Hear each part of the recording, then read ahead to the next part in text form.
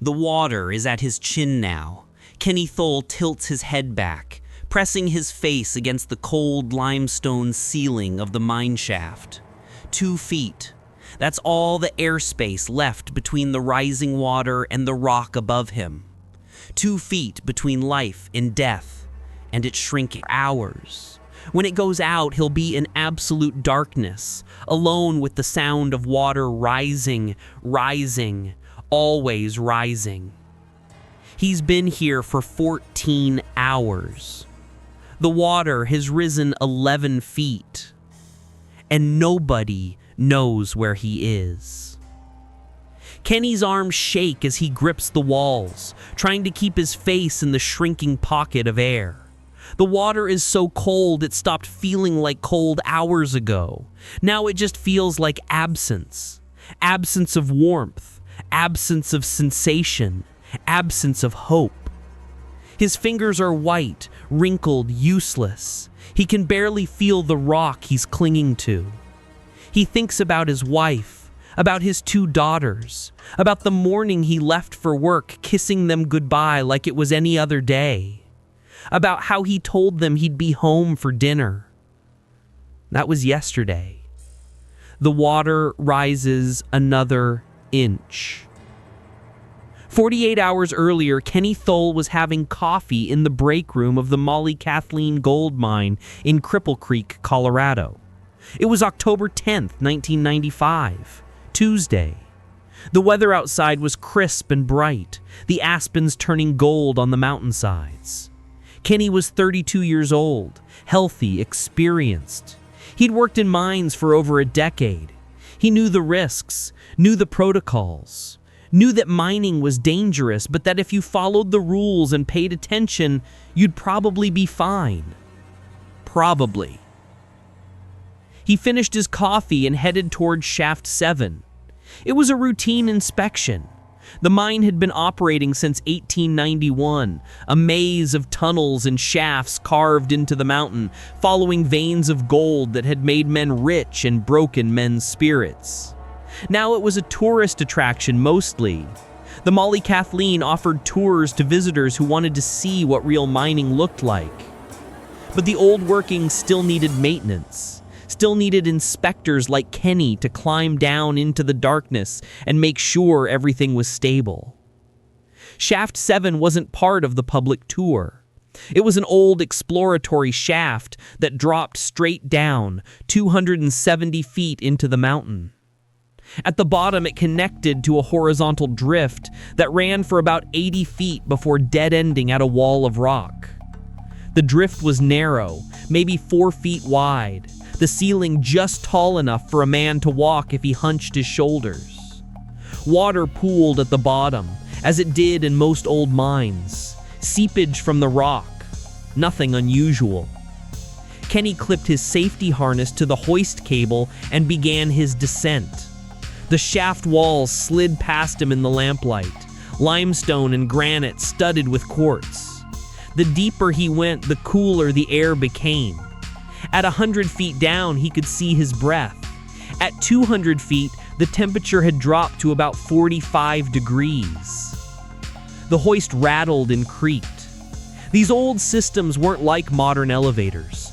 They were industrial, utilitarian, built when safety was less of a concern than cost. But they worked. Usually. At 270 feet, Kenny's boots touched the bottom of the shaft. He unclipped from the hoist and signaled up to the surface operator. The cable began retracting, disappearing up into the darkness above. He was alone now. His headlamp carved a small circle of light in the blackness. The drift tunnel extended to his left. He could see standing water at his feet, maybe 3 or 4 inches deep. Nothing concerning. He pulled out his inspection checklist and started walking, hunched over, examining the timber supports that held up the ceiling. He was looking for rot, for cracks, for signs that the mountain was shifting. Everything looked solid. He worked his way down the drift, taking notes, measuring moisture levels, checking the air quality. It took him about 40 minutes to reach the end of the tunnel, the face wall, where the miners had stopped digging decades ago. Kenny pressed his hand against the rock. Cool, slightly damp, but stable. He made his final notes and turned to head back to the shaft. That's when he heard it. A sound like thunder, but muffled, deep, coming from somewhere in the rock around him. Kenny froze. Every miner knows that sound. It's the sound of rock moving, of the mountain settling, of something changing in the structure around you. He started walking faster, back toward the shaft, his lamp bouncing with each step. The water at his feet seemed deeper now. Was that his imagination? He looked down. No, it was definitely deeper, 6 inches maybe. When he'd walked in, it had been 3 or 4. The thunder came again, louder this time. And then a new sound, a rushing sound, like a waterfall in the distance. Kenny started running. Well, as close to running as you can get when you're hunched over in a 4-foot-high tunnel, splashing through water that's suddenly 8 inches deep, then 10 inches, your heart hammering in your chest because you know something is broken, something has given way, and water is coming from somewhere, a lot of water, and they are all funneling down to this one point, this shaft where Kenny stands. The hoist cable descended from above.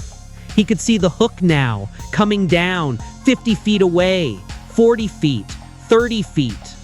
The water was at his knees. 20 feet, mid-thigh, 10 feet, waist deep.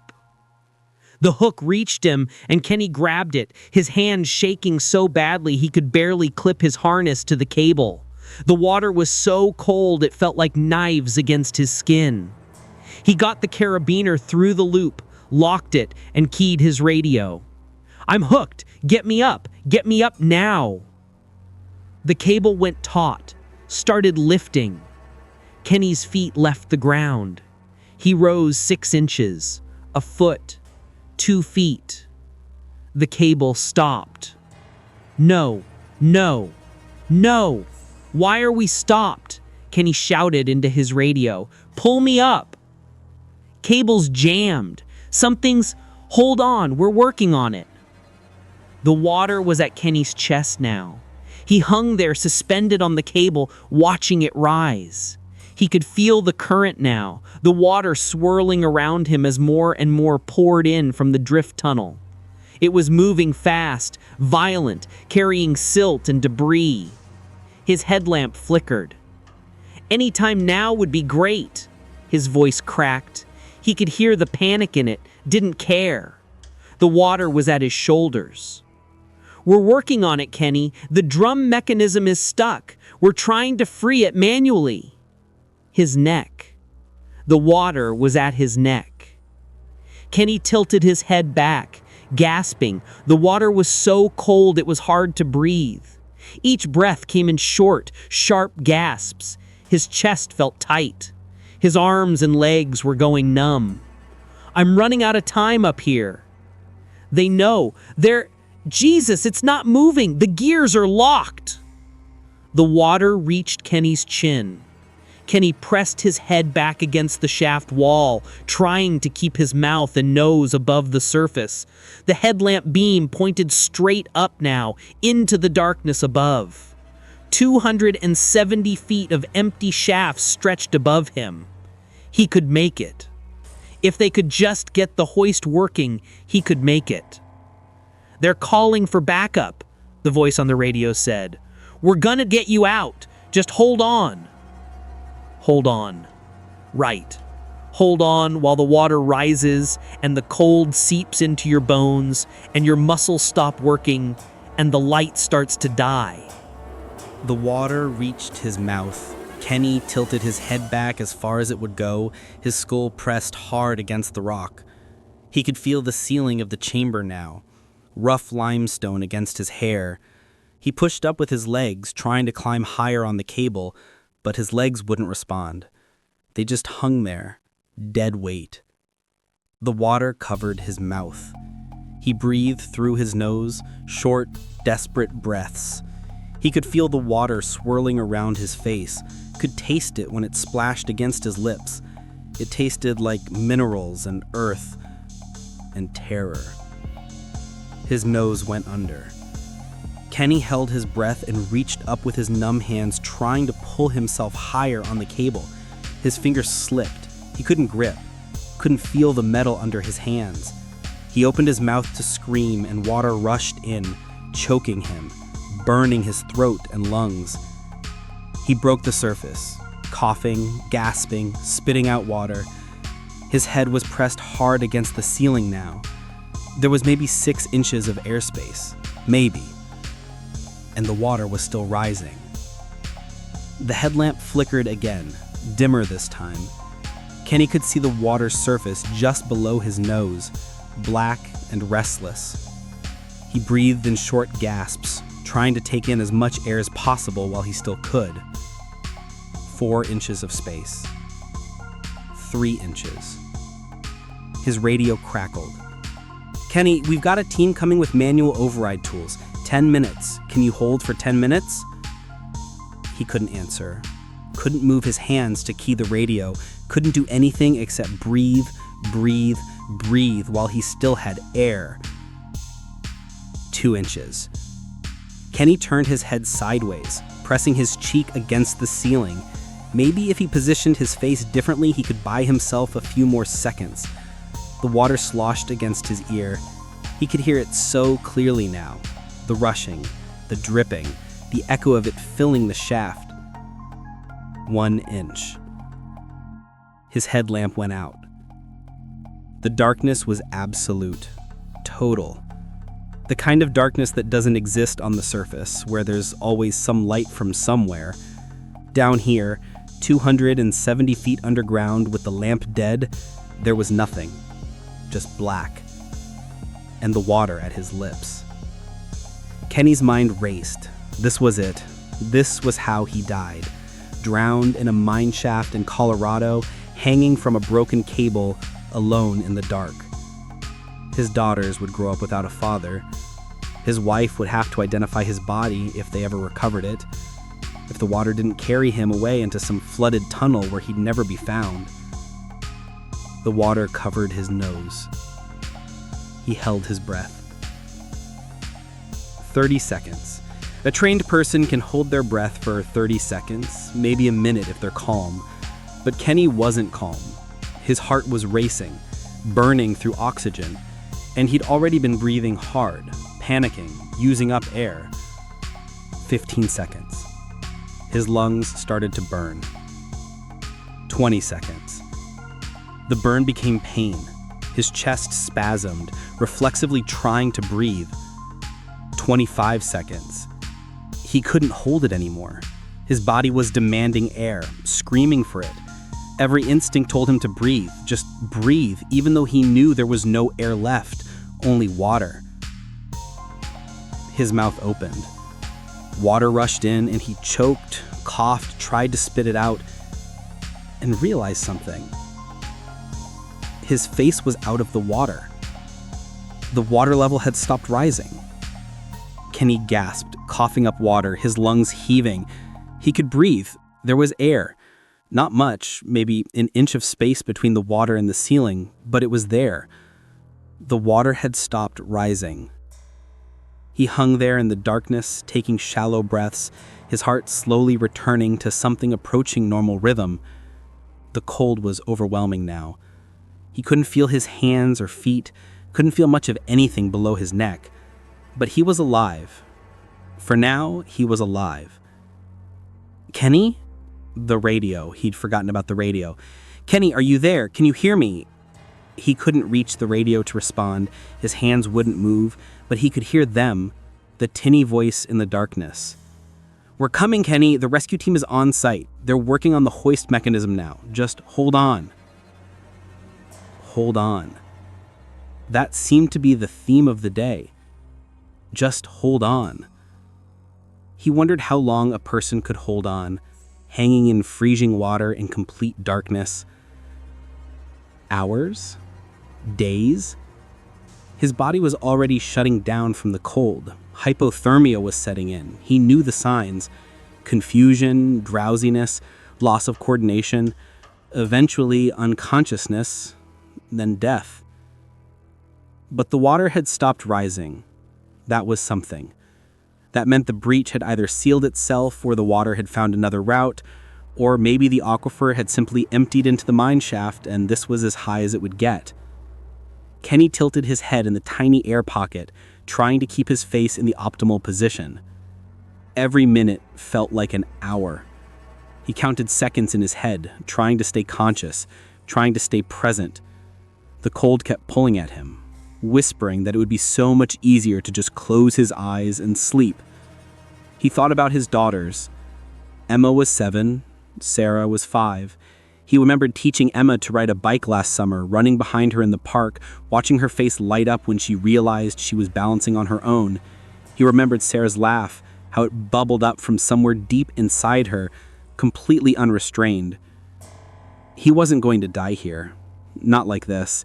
Not when they needed him. Time passed. He didn't know how much.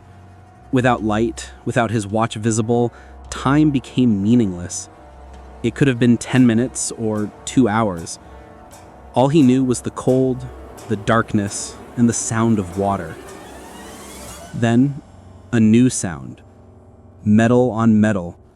Voices, faint but real, echoing down from above. "Kenny, can you hear us?" He tried to shout back, but his voice came out as a croak. His throat was raw from the water he'd swallowed, from the cold, from screaming. The voices continued, closer now.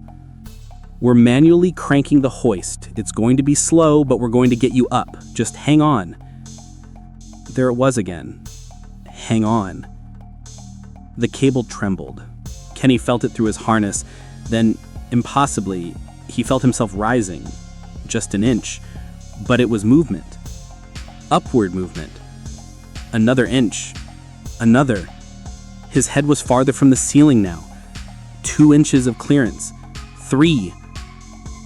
The cable stopped. "There's damage to the drum," a voice called down. "We're having to work around it. This is going to take time." More time. How much time did he have? His body was so cold now that he couldn't shiver anymore. That was bad. Shivering was the body's way of generating heat. When you stopped shivering, it meant your core temperature had dropped to dangerous levels. The cable lifted again, a foot this time. Then another foot. He was rising slowly but steadily. 5 feet, 10 feet. He could hear the grinding of the hoist mechanism above, the grunts of men working the manual crank. 15 feet, 20 feet. His headlamp suddenly flickered back to life, maybe responding to the movement or to his body warming slightly as it left the water. The beam illuminated the shaft around him, showing the waterline now 25 feet below, a black mirror reflecting his light. 30 feet, 40 feet. He looked up. He could see light now. Real light, not just his headlamp, daylight, filtering down from the surface impossibly far above, but getting closer. He'd forgotten what daylight looked like, had forgotten that a world existed beyond this shaft. The ascent continued. 50 feet, 75 feet, 100 feet. His body started shivering again as he rose higher, leaving the coldest air near the water. That was good, he thought distantly. Shivering meant his body was still trying to save itself. 150 feet, 200 feet. He could see faces now, people leaning over the edge of the shaft opening above, calling down to him. The cable brought him higher, higher, until hands grabbed his harness and pulled him over the lip of the shaft onto solid ground. Kenny collapsed. He couldn't stand, couldn't really move at all. People swarmed around him, wrapping him in blankets, checking his vitals, radioing for an ambulance. Someone was cutting away his wet clothes. Someone else was taking his temperature. 93 degrees Fahrenheit. Moderate hypothermia. "You're okay." Someone kept saying, "You're going to be okay." He wasn't sure he believed them. Wasn't sure he was really out. Part of him was still down there, in that shaft, in the darkness, hanging in that shrinking pocket of air. But he was breathing, and the air was warm, and that was something.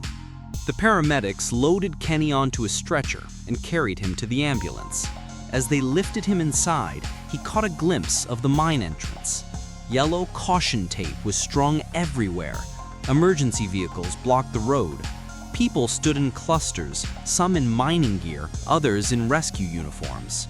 One of the paramedics, a woman with kind eyes, leaned over him. "You've been down there for 16 hours, she said. "Do you understand? 16 hours. Nobody thought you were going to make it." 16 hours? That couldn't be right. It had felt like days, like years.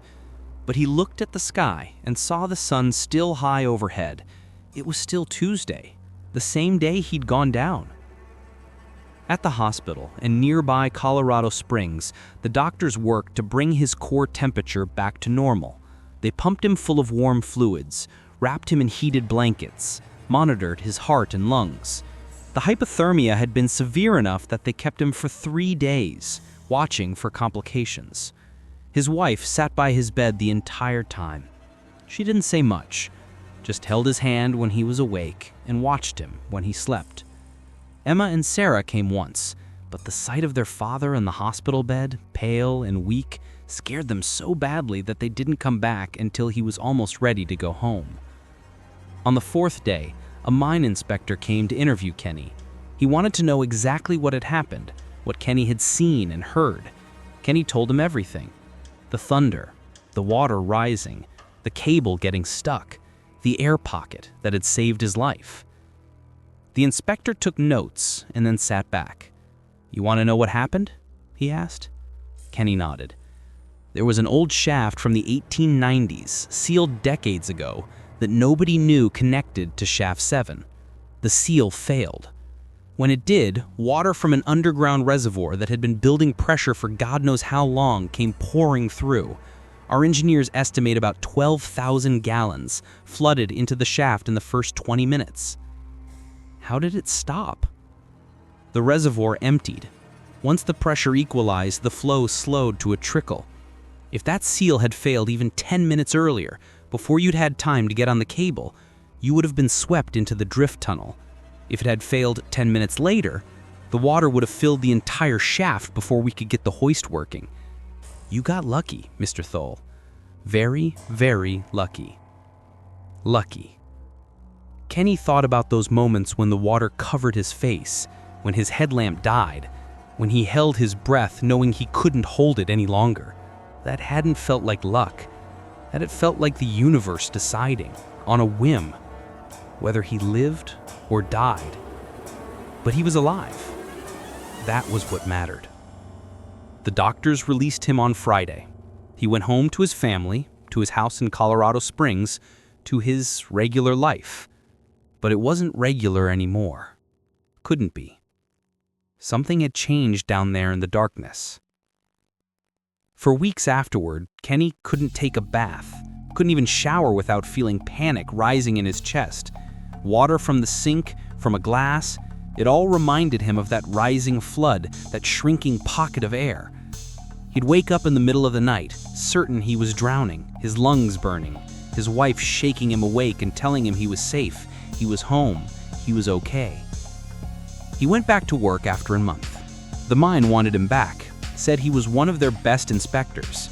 But the first time they asked him to go down a shaft, Kenny stood at the entrance and couldn't move. Physically couldn't make his body go down there. He quit the next day. Now, 28 years later, Kenny Thole lives in Pueblo, Colorado. He works in construction, building houses, working above ground where he can see the sky. His daughters are grown, with children of their own. He's 59 years old, healthy, active. But he doesn't swim, doesn't go near deep water if he can avoid it. And if you ask him about that day in October 1995, he'll tell you the story. But then he'll tell you something else, something he's learned in all the years since. People ask me what it was like, what I thought about down there. They want to know if I saw my life flash before my eyes, if I made peace with dying, all that dramatic stuff. He pauses, looking out the window of his home at the mountains in the distance. The truth is simpler than that. I just wanted one more breath, then another, then another. That's survival, not some grand revelation or moment of clarity, just the stubborn, stupid insistence on taking one more breath, even when everything tells you that you can't.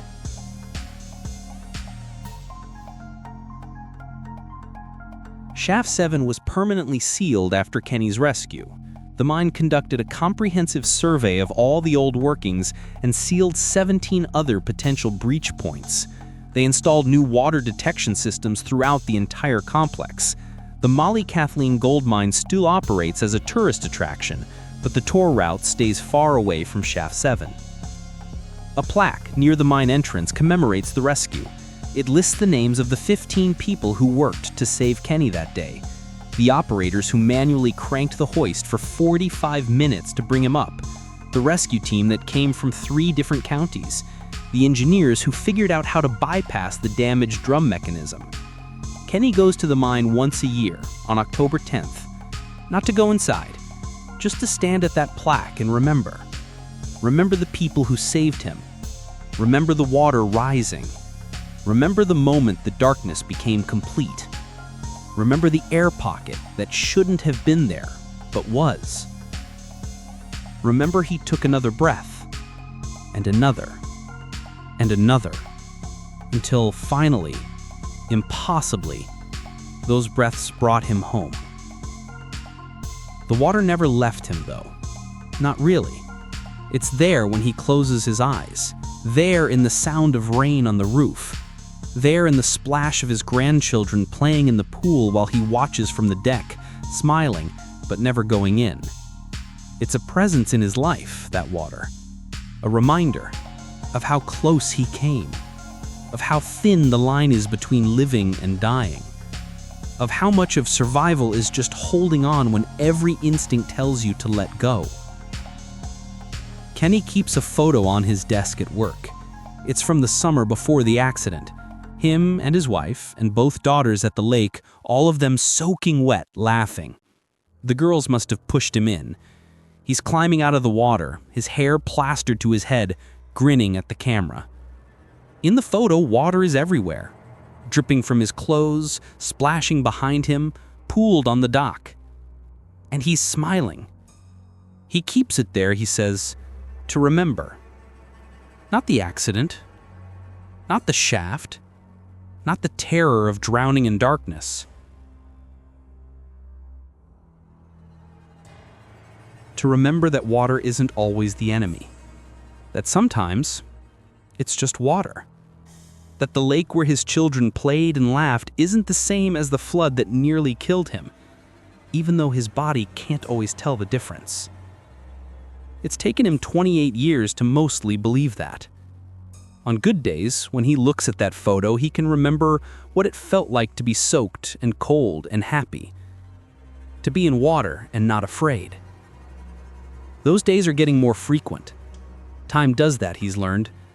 It doesn't erase the trauma, but it creates distance, adds context, gives you other memories to balance the bad ones. Still, Kenny won't go in the water, won't go deep underground. These aren't fears he can logic away or talk himself out of. They're written into his body now, encoded in the part of his brain that remembers, even when he wants to forget, what it feels like when the water rises and the air runs out. His wife understands. His daughters understand. They don't push him to swim, don't ask him to join them when they go to the lake. They've learned to see it as just another part of who he is. Kenny, who survived the impossible, Kenny, who doesn't swim. Sometimes his grandchildren ask about it. Why won't Grandpa come in the pool?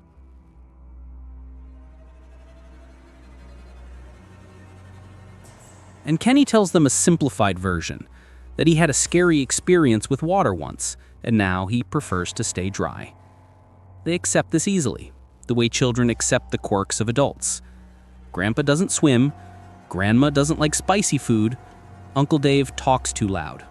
These are just facts of the world. But Emma and Sarah know the full story. They were old enough when it happened to remember the days of waiting, wondering if their father was going to come home. They remember their mother's face, the way she tried to hide her fear from them and failed. They remember seeing him in the hospital, so pale he looked like a ghost. Sarah keeps a newspaper clipping from the rescue. Mine worker survives 16-hour ordeal, the headline reads. The article gets some of the details wrong, makes it sound more heroic and less terrifying than it was, but Sarah keeps it anyway, in a drawer in her house in Denver. She's never told her father she has it. Doesn't know if he'd want to see it or if it would upset him. Emma went into geology because of what happened to her father. She wanted to understand the rock, the water, the pressure systems that can kill a man. She works for the Bureau of Land Management now, helping to assess the safety of old mine sites across the West. She sealed a dozen shafts like the one that nearly killed her father. Each time she signs off on a sealing, she thinks of him. The mine industry changed after Kenny's accident too, not because of his case specifically, but because of the attention it brought to the dangers of old unmapped workings. New regulations required more comprehensive surveys before any inspection work, better communication systems, redundant safety mechanisms on all hoist equipment. None of it would have saved Kenny though. The shaft he went down was properly marked, the equipment had been inspected, the protocols were followed. Sometimes, despite everything, the mountain finds a way to remind you that it's older and stronger than any system humans build to control it. Kenny understands this now in a way he didn't before. He respects the earth differently, respects water differently, respects the fact that survival sometimes comes down to inches and minutes and random chance. The seal could have failed 5 minutes earlier. The water could have risen 1 inch higher. The cable could have been damaged beyond repair. But it didn't. It didn't. He survived. That's the story. Not a story of heroism or triumph, really. Just a story of a man who went to work one morning and didn't come home until he'd touched the edge of death and been pulled back. A story of the randomness of disaster and the stubbornness of the human body's will to live. On the anniversary every year, after Kenny visits the mine and stands at the plaque, he drives to a small park overlooking Cripple Creek. There's a bench there with a view of the mountains, the same mountains that contain the shaft where he almost died. He sits there for a while, just looking, thinking, remembering. And then he goes home, to his wife, who waited for him, to his daughters who didn't have to grow up without a father, to his grandchildren who will never fully understand why Grandpa won't swim but love him anyway. He goes home to his life, the life he got to keep, the life that continued past October 10th, 1995, the life that exists because of 16 hours of holding on in the dark and 12,000 gallons of water that stopped rising just in time. Home, where the water from the tap is just water, where the rain is just rain, where the darkness of night is broken by electric lights that he can control with a switch. Home, where he's safe, where he can breathe.